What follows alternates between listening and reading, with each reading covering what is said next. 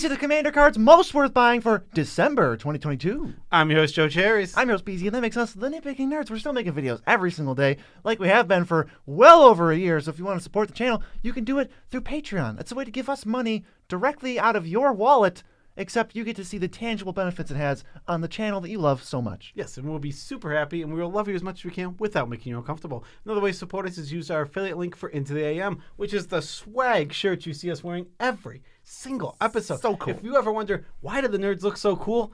It's because of the shirts. We're not in any other shirts. Like 99% of the time we're wearing IntoTheAM, and you think we look amazing, but you won't say it out loud. Yes, exactly. This channel also sponsored by Maraschiello.com, the best deck building website in the entire universe. Seriously, if you're going to build a deck, do it on Maraschiello. Yeah, and we're sponsored by birthdays as well, so happy birthday to everyone whose birthday is today. And I actually forgot to say, there's an ad for Maraschiello somewhere in this video coming up. You can guess where it is in the comments right now, but you'll get it wrong, and if you get it right, you cheated. Now that Amber's here, we can talk about what makes the card qualify to be on this list. Basically just, we think it's really worth your money to purchase 1 or 2 copies for your Commander decks. We're not talking about speculation. Joe, what's the first card? The first card is Rise of the Dark Realms, a card I'm surprised we have never talked about on this series. It is currently $13. This card just wins games, even without a strategy based around it. Now, you probably want to avoid it if you're not based around the graveyard strategy.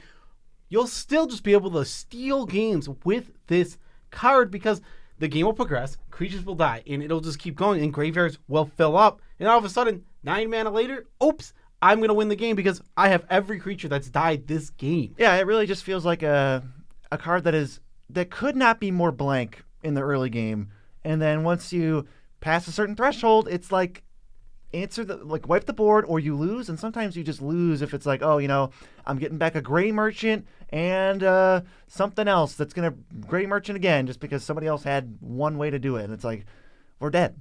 Yeah, exactly. This card just absolutely goes off. It's everything that's happened in the game so far happens at once. It happens again and on one side of the board. So this card is a ridiculous game winner. I love it for graveyard strategy specifically. My Henzi deck is putting creatures in the graveyard the whole time. So Rise of the Dark Realms just absolutely wins games out of nowhere. Yeah, you're putting banger creatures in every single time too. Yeah, this is kind of an annoying one. It's really good, and $13 is like not that much to spend. I think this card used to be like $30.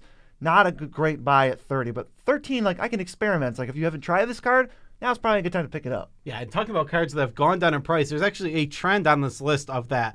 And this next one was, I think the other versions of this are still like $14. It's Birthing Pod, currently $5 for the version that came in the event calendar. Yeah, this card is awesome. I love this card. It basically chains up mana cost of creatures when you sacrifice creatures, so you kind of build your deck around it a little bit, and you just get wildly paid off. You're spending 1 mana to get ETB triggers that are worth more than 3 mana at least. Over and over and over again. Every turn you're going up a chain, you're finding the utility creature that is best at that mana cost. You don't even have to keep going up the chain. You can restart down at the bottom with like a 2-drop if you have a 2-drop on the field already, then go up to a 3-drop. This just makes it so your best creature for whatever situation is on the board is coming out that turn. Birthing Pod is literally amazing. It's so good. It's a card that in Commander, a singleton format will make you build around it. Yeah, it'll make me go, oh, I don't have a 6-drop in my deck. Well, I want one because then I can go from 5 to 6 and 6 to 7, and it's just Birthing Pod's amazing. $5 is like, I feel like that's a steal for this Magic card. Absolutely a steal. And the art on the Advent Calendar one, chef's kiss. That thing is weird, creepy, and cool. Super, super good. And talking about reprints, Diabolic Intent used to be $32. One of the best cards in the format, period. It's $9 now because of the reprint in Dominaria Brothers War. Yep, that's Masters of Brother of Dominaria. That's Death of Takesha, I believe the set's called. Death of Takesha, yes. Diabolic Intent is amazing. All you gotta do is sacrifice a creature and you just get Demonic Tutor. Sometimes better than Demonic Tutor if you want a creature dead. Yeah, exactly. It's a sack outlet randomly if you don't have one, which is absolutely incredible. The fact that it can be have an upside in Demonic Tutor. Obviously, Demonic Tutor is better. We know that card's insane. But the fact that this card can have a notch up on it in certain situations means that this card is totally and completely insane. Yeah, this card is really good. I mean, for your high power decks, your 7 out of 10s and up, this is like, you couldn't be happier about picking 1,000,000 of this card up right now. Like, this is the one where it's like, just buy 5 of this card. You'll thank yourself later. Yes, it's definitely one I could see specking on. You don't know how often they're going to reprint this, right? It's a tutor. I mean, I'm actually shocked they put in the standard. But nonetheless, you don't know how often you're going to see this card getting reprinted, and $9 is a phenomenal price for an amazing tutor. Yeah, I really just can't imagine it going much lower than that. All right, up next we have Nicol Bolas God Pharaoh, currently $3. This one also, you can get any version for $3, but you can get the Advent Calendar one with the big goofy head for $3. This is a really, really solid and awesome card, and I think it is underplayed in Commander. Like, people love big, splashy things. People love the original Nicol Bolas. That card stinks. Yeah, I know. This card is way better. This card actually can win games because if it stays in the field for 2 or 3 turns, suddenly your opponents have no hands at all. It also has a fun mode where you get to play a random card from your opponent's deck. This card just does everything. It does fun, it does mean, it does strong. Yeah, I always call the +1 the fun mode because it just mind rots you and makes you feel terrible about your life. That's the mode where, if you can land Nicol Bolas on an empty board and start spamming the fun mode, you're just going to win the game. This is kind of hard to stick on a crowded board, so I just wouldn't even try, honestly. Yeah, no, exactly. This is a card that it's in Grixis, so we get to. I love the follow-up of you get to go Blasphemous Act. That's it. That's the one. Those are the kind of plays you get to do. It's a very strong card when it lands in the battlefield that isn't crowded. Also, something that happens a lot is another player board wipes, and then it comes to your turn. It's like, all right, perfect chance to slam Nicol Bolas. Yeah, I agree with BZ 100%. This is a card that if you're not wiping the board or the board hasn't been wiped, it's tough to play. But God, it is good. Yeah, it's like plussing once, exiling 2 cards. That's a 6 for 1. That's okay, but you spent 7 mana on it. Getting a second one where it's 12 cards down and you still have a Planeswalker, that's when it starts to feel like backbreaking. And Amber is sensing that we have a Moxfield ad coming up because she always stands up for the Moxfield ads. Very respectful. It's actually the best way to build a deck on the internet at all. And it's so good that it makes Amber's ears really itchy. Yeah, exactly. Moxfield.com has 1.5 million good features. If you see one of our decks on Moxfield.com, because all of our decks are on Moxfield.com, you can click and comment on it. And we've been doing our best to respond to those comments to let you know why is there only 99 cards again now in Joe's Dad Bought Urza deck. It wasn't Wayfarer's Bauble, it turns out. It was actually Necron Deathmark this time. Stay tuned for the developing saga of Joe's Urza's deck having 1 card too few. It's good now. It is 100 cards singleton. They're all different. There is no 2-ofs anymore. Perfect. But yes, you can check. There's a social aspect to Moxfield. The commenting, the creator profile watching, the liking, the following even. You can follow us. Yes, follow us. We're the most followed account on the whole website. So why not just give us another follow? Because we don't have enough. We want to be not only the most, but the most. The most by 2. Next, we got a little bit of a land cycle for you. This also comes to us from Brothers War / Dominaria / Takesia's Revenge. The Pain Lands. They range from 50 cents to $3 for Sulphurous Springs. They are untapped duels that ping you for 1, or you can just add a colorless if you don't need the color and not ping yourself. So they're really good, and they see play all over the place. Yeah, half of these are budget bombs, and the other half are just a great price, period. Pain Lands are extremely good in Commander. On the hierarchy, it goes fetches, duels, shocks. Pain Lands is very close. It's the only thing I think. Battle Bond duels. It's Battle Bond duels, then Pain Lands. So they're the 5th best kind of lands in Commander, and these can be played on a budget now, which is awesome. That it's so cool to see not only the enemy ones, which were all really cheap, but now the allied ones as well getting down there in price. Yes, super happy to start putting like Caves of Koilos and Llanowar Wastes in my $50 budget decks, and I'm gonna be able to pick up all of these for free, basically. Whenever you do a trade, throw in a Pain Land. You're gonna like yourself for it later. Yeah, Pain Lands are great, and they have like the extra oomph that these get when you're playing a deck that wants the Wingding.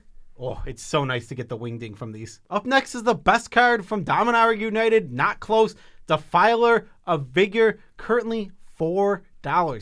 This is a steal. This card totally worth $4. Are you kidding me? It's so good. It's weirdly good because I think that all of them are pretty good, like overall, but green is the best color for permanents, like overall in Magic the Gathering, and it gets the probably second best effect in +1/+1 counters on your whole entire team, making it not even close, way better than the blue one, which draws a card. But blue has the least amount of permanents, and green also has the most amount of single green pip permanents that you can now play for free, and just follow up the Defiler with like 4 or 5, 2 to 3 triggers. It's just really good. It gets out of hand when you're doubling counters. We don't even need to talk about how how silly that gets. Yeah, exactly. Like you said, all your mana dorks, another reason. Like you need another reason to play mana like you dorks. need another reason for the best ramp ever. Now you can just cast your mana dorks for 2 life, or you can pay a green and just get counters on your team. This card is so silly, and it gets out of hand so fast. On top of that, it's a 6/6 trampler, 1 or 2 triggers. It's an 8/8. It's out of hand already. It's coming in for big punchies. And it works really well with Hardened Scales, which is only $3. What a coincidence. Hardened Scales, single green pip permanent. Play it, counters on your team, and you play your Elvish Mystic, and you put 2 counters on your whole team, which can all be done the same turn you play Defiler of Vigor. Yeah, Hardened Scales is incredible. And it's gotten a few reprints very, very recently. I believe it was Double Masters 2022. And we got another reprint in the Warhammer 40k decks, taking this card down to a solid $3. This one has floated around 6 or 7 for a year, 2 years now. Having it down to 3 is amazing. It was worth it at 6 and 7. This card is definitely worth it at $3. Any +1/+1 counters deck. Any one of them, put this in your deck. Seriously, I think in plenty of +1/+1 counters decks, this card is better than Doubling Season, and I'm probably going to get hate just because people look at the price tag and like say I'm wrong, but Hardened Scales comes down early. It ends up putting more counters on if you're constantly going one at a time. It's basically double anyway. In +1/+1 counters decks, you tend to do one at a time way more often, meaning it is doubling already. I do think Hardened Scales is a better card in a +1/+1 counters centric deck than Doubling Season. Right, I'm glad you can back me up on that. I would agree with you. Yeah, +1/+1 counter deck is not close. Like I understand Doubling Season has the big push, other applications, the Planeswalker decks, the token deck. In this case, in counter decks, Hardened Scales better. Yeah, so if you were thinking about which one to buy, well, one of them's $3 and we think it's better. And one of them's $50. Yeah, and worse. So let's go to Delayed Blast Fireball, one of the most annoying red cards. It's $8, and if you foretell it and then cast it from exile, you shoot everything for 5, including the opponents, and there's ways to not even bother foretelling it and just cast it like from an impulse draw and make them feel awful about their lives. Yeah, Delayed Blast Fireball is so good. Now, you want a deck that can in some way play it consistently without having to foretell it. Now, yes, which isn't even that bad. It's not that bad. It's it essentially is 8 mana for a one-sided board wipe. That's still strong. Like, still worth putting in some decks. If you can do any way to cast this card from exile besides just foretell, 100% get this in your deck. This card is silly good. Is this the second best red board wipe? It's up there. Obviously, Blasphemous Act is number 1. I think it's the third best because Volcanic Torrent, I think, is the second best. That is more really good. It's really good and has more applications, but this is the third best red board wipe, I think. This card's awesome. Let's go to the first best white Praetor, Elish Norn Grandson of Light. It's $20. I think it's the most expensive card on this list. It is a finisher, curve topper. You slam it, static, wipe out all the X2s and worse from your opponents, and then just crash in with your formerly 1/1s, now 3/3s. Elish Norn is a monster. It's one of the best white cards in the entire format. I think so. It is worth 7 mana. It's a great reanimation target, especially for some lower power games. Elish Norn is amazing. She always does more than you think she's going to do. It's like, -2/+2. It's like, that's a decent amount. It's like, that's essentially like +4/+4 to every creature on the side. Yeah, it's a 4 power differential. And she sees CDH play, because if there's a deck that's like this mid-rangey kind of stacks thing, they're going to like Elish Norn to close out games. Yeah, Elish Norn, she's super strong. It doesn't have to be said. This card's been strong commander since her printing. She's amazing. She's great in the command zone. She's great in pretty much any white deck that is going pseudo wide. It doesn't have to go super wide, but pseudo wide. Yeah, we're talking about $20 being a good investment. I don't really know what would have to happen for Elish Norn to no longer be a card we play in Commander. It just seems extremely unlikely. Right? Like, they're not going to print this type of effect again. Yeah, very true. Next, we have Time Warp, currently $12. Now, Time Warp is easily worth $12 because I would tell you to buy Temporal Manipulation at $25 and say it's worth it. It is the best extra turn spell in Commander, period, right? Oh, Time Warp? Time Warp. Maybe it would just say Expropriate's better because the game's over, but like maybe just only extra turn spell, it might be the best one. It does not exile like all the rest of them do. I guess there's a discussion to be had about it because though Expropriate on the higher on the mana curve ends more games, this also is way easier to combo with and go off with, where Expropriate doesn't have that. Right, but although it doesn't necessarily need that. That's true. That is true. Yeah, Time Warp is an absolutely incredible card. There's Eternal Witness loops with this card. Yeah, taking extra turns is just one of the best things you can do, so much so that we don't play these cards, and a lot of people don't play these cards because they create like sort of a time disparity in the agreed upon time, everyone getting the same amount of gameplay. And also, they're just kind of so good they're boring to some people. They're incredibly good, yeah, right? Because an extra turn is pretty good in 1v1 because you basically have the player skip their next turn, right? Yeah. How about if the 3 players skip their turn essentially and you just went again? It's incredibly over the top strong. Time warps and time warp effects in Commander just get such a boost compared to 1v1 formats. Yeah, seriously, if you're not seeing this, and like if you're playing a high enough power level and you're not bothered by time walks and you're wondering why you don't see it, it's because people just don't find them enjoyable. But if you do, $12 is nothing. It's literally I'm trying to think. If I'm building a blue deck and time warps aren't a problem in my meta, so for say that nobody cares about them. What percentage of them do you play them in? Like everyone. 90%? I'm thinking of all my blue decks. Like I'll play it in every one of my blue decks that I currently have because these worst case scenario cycle. It cycles. They're like the worst case scenario. They just cycle and you just start your turn again with a new card. And if you're ahead, you bury your opponents. Yeah, exactly. Stupidly strong card. Time warps are amazing. $12, perfect price. And I would say one of the best ways to find a time warp, if you're talking about high power again, Mystical Tutor, $18. Can't remember the last time this was this low. It goes and finds an instant or sorcery, puts it right on top, right where you need it. Yeah, I mean, Mystical Tutor is absolutely, this is a CEDH staple, this is an EDH staple, this is just an amazing card, period, and you can just play it, again, in any blue deck as long as you have, like, a solid, I would say, 20 instants and sorceries. Yeah, this is literally like one of the 20 best blue cards in the entire format, so $18 is a pretty big steal on it. I'm happy to play this in any high power deck. The only problem I would ever have with playing it in low power is just that maybe we didn't agree on that power level. But if you can, play this card. Yeah, exactly. It's so good. These top of the deck tutors for 1 mana at instant speed are so dumb. You don't see them coming most of the time. There's 4 of them, and all of them are incredible. Get a creature, get an artifact or enchantment, get anything because Vampiric Tutor is stupid. And what was the other one? Get instant sorcery. Instant sorcery. It's the one we're talking about right now. That's why I didn't say it. Oh, Mystical Tutor. I know that card. $18. You should buy it. It's really good. Let's move on to the next one. And we got some cards that are in the, what is it called? The Brothers War Retro framed artifacts. Yeah, so Brothers War retro framed artifacts, some of them have really helped drive prices down, like Ether Flux Reservoir, currently $6 for a card that's been over 10 and over 15 for a long time.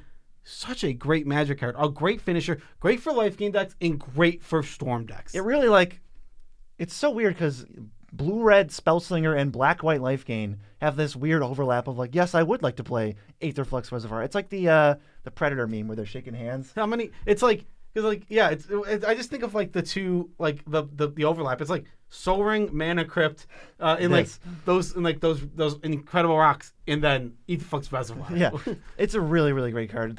It holds people hostage, forcing them to make a decision or die, or if none of them make a decision, you just win the game because then you build up more spells and hold 2 people hostage, and no one can win from that point.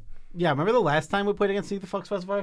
I don't remember. It was very funny because our friend was at 51 life. Oh, yeah. And you had a Shieldred on board, which could drain life, obviously. Right. And a Gaia Reach Sanitarium that could just kill him. He still shot it at me and killed me. He went down to 1. I'm like, all right, I'll let Joe die. And then I killed our friend Ken. Yeah, I was like, okay. It was amazing. It was I forgot about that one. Very poor choice, Ken. Yeah, super sweet, though. It bolsters your life total, and you don't have to blow somebody up. You just get to. Yeah, exactly. Eventually, you get to blow people up. It's like you said, weird that it goes in Storm/life gain. Really weird. Next card, I'm so glad this is $2 because I play it way too much. It's Mishra's Bauble, $2, down from $8, which was just a little bit ridiculous, and it has been higher in the past. This set, like Brothers War, super good reprints, killing the prices of these overpriced cards. You just get to pay 0 mana and you draw a card. And you get a little bit of top deck information, but you also cast a spell, you trigger prowess, you put an artifact on the battlefield, you put an artifact in the graveyard. Mishra's Bauble has a lot of secret utility. Yeah, I love this in artifact decks specifically. Oh, it's so good. Sacrifice themes, obviously, it's really, really amazing. And artifact, you're casting an artifact, triggering any number of 100 different things you might have in your deck on the battlefield at that time. And you're just completely going off because you cast a 0 mana Bauble. It's so silly, this card that essentially just does nothing does so much in the decks it's good in. My absolute favorite card to use Mishra's Bubble with is Salvaging Station. So as long as Mishra's Bubble's in your graveyard, which how is it not, you can, whenever a creature dies, you just Mishra's Bubble again. It's silly. It's Every time. You don't have to pay any mana. Yeah, it's actually really, really silly and really strong little combo. I love it. It's so good. A Mishra's Bubble is a card that doesn't go in every deck, but when it goes in a deck, it's nothing and it's everything. It's air, and it secretly just powers up half your draws. Yeah, it's a piece of air that randomly works with your whole deck. Yeah, the cost is nothing to pay. Altar of Dementia's $3 was $8, and it's one of the better win cons for aristocrat, heavy creature, even sometimes go wide/tall decks where you just build up 100 power and you go, all right, somebody's dead. I'll kill you with all the damage and then sacrifice half my creatures and mill you out 68 cards. And sometimes it goes infinite, in which case it's the sack outlet and the payoff for sacking your creatures. Yeah, Altar of Dementia is incredibly strong. Like BC said, there's 3 altars, and they all are unique and do their own things, right? Like Ashnod's Altar has combos. And it makes colorless. It makes colorless. You can do the Gravecaller ones with Phyrexian Altar. And then Altar of Dementia is the sack outlet and the payoff, which you don't get with like any other one of these. You really don't. It's like what usually you have to assemble the loop, which is like 2 cards, and then the payoff for looping them, and then also sacrifice outlet. But this is like, no. Let me do some work for you. You just need the loop, and then you win. And this is a staple of graveyard decks, and it's not even a creature. Our graveyard decks, when I have 50 creatures, fine. That's happy to play this. I'm still happy to play this because it's a sack outlet. We need those in our deck, and it puts more cards in our graveyard. We want to be milling ourselves. Like if you have a Living Death, you have no fear in the entire world. You're like, all right, end step, sack my whole board, mill myself 20, cast Living Death, win the game. Stupid card. Such a stupid and good card. Because after you resolve Living Death, you can just sack them all again. Yep. Next, the card I actually just mentioned, Ashnod's Altar, down to $4, was $14. Nice to see this getting a reprint, not in a standard set, but in a standard product, and really bringing the price $10 down, way down. Yeah, you're going to get to play this in a lot more decks now. You're going to be happy to pick it up. It's not a feel bad anymore. If you're unsure, $4 is a very low price to just speculate and see, hey, would I like Ashnod's Altar in my token deck? Maybe. It's really good in a lot of different decks. It's really good in aristocrat strategies. It's really good in graveyard-based decks. Combo. It's really good in combos, especially Nim Deathmantle type combos. That's like the go-to when you want to win with Ashnod's Altar. This card is just, it's good, period, right? Yeah, I also think of Eldrazi Displacer. And the other thing I think of when I'm thinking about cards that are great to pick up is the last video we made about cards that are great to pick up still applies today. If you're looking for more sick info, you better check it out. Peace out, Tribe Scout.